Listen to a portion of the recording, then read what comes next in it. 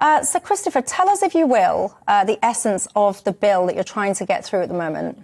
Well, first of all, I'd like to ensure that the government takes seriously the symptoms of people who have suffered vaccine damage and continue to suffer, because there is a dire shortage of any proper care for them, and many of them are being ignored by the NHS, even to the extent of complaining to me that they feel as though they're being gaslighted. So that's one issue. Then there's an issue of the people who have been affected adversely, including those who've suffered bereavement.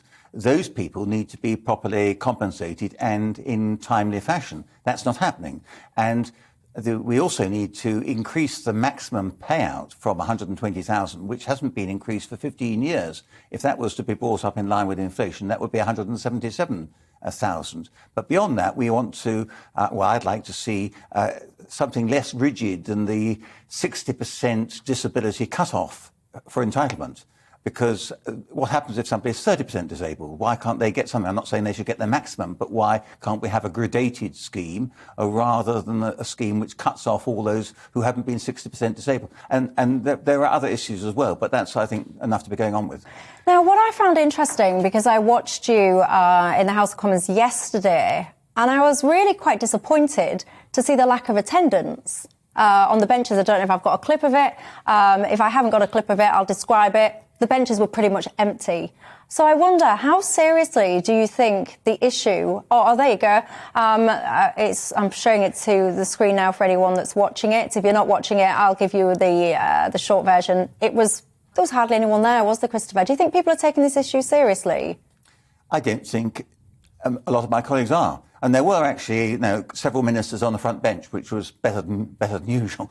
So, and I hope that they were listening. But actually, after the debate, I was talking to colleagues on both sides of the House who weren't aware of these issues, and it may be that constituents haven't written to their MPs to alert them to these problems. And I'd encourage anybody who has got such a problem to raise it with their constituency MP. Yeah, and I find, if you even, because I do a TV show and I think about topics often and I look at what people are talking about, and I found it quite interesting, the lack of attention that people have paid to people that are vaccine injured, because to be clear, yes, I know it is safe and it has been safe for the majority of people, but there is, it's not a too small a minority. There are a number of people now that have had it confirmed by coroners that the death was as a direct result of the vaccine.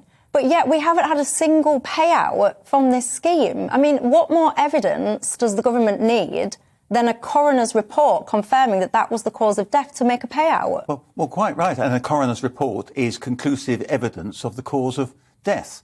And so why not pay out on the basis of those coroner's reports?